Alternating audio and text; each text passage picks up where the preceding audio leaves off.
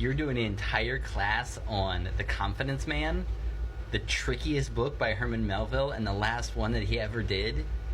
Yes, I will try to help you out. The first thing I'll say is, remember, there's that story from the 30s about a guy named Danzig, and he walked in and wrote down two problems that were on the board that he thought were homework problems. It turned out they were unsolved problems in statistics that had been stumping people for decades. And he took them home and he solved them.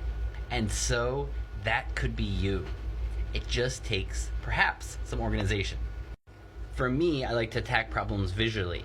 And so this was my wall when I was working on Moby Dick and trying to use the structure of it for my books about cannabis and the endocannabinoid system. And eventually it really worked. Each of those red post-it notes is a chapter of Moby Dick with all of the information that I thought was important in that chapter. And below it, I would put an index card with what about cannabis would make sense and talk about what Melville was talking about in that chapter. And the more I worked at it, the more it worked out perfectly. And now I just think it's a structure delivered by the muse herself for exactly what I am trying to do.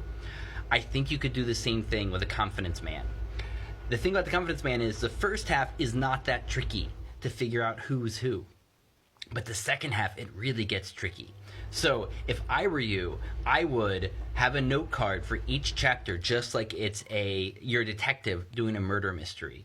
And you write out everything about who is getting scammed here and who is the Confidence Man. And just try to, in the beginning, assume there's one Confidence Man. But he might have Confederates on here.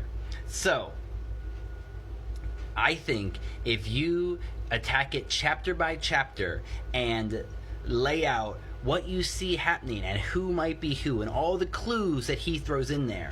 He says that some of the problems in the Confidence Man won't be solved for generations, but you could be the one who solves them. You could take this to your professor and be the one who figures out what is happening in Confidence Man and who is conning who.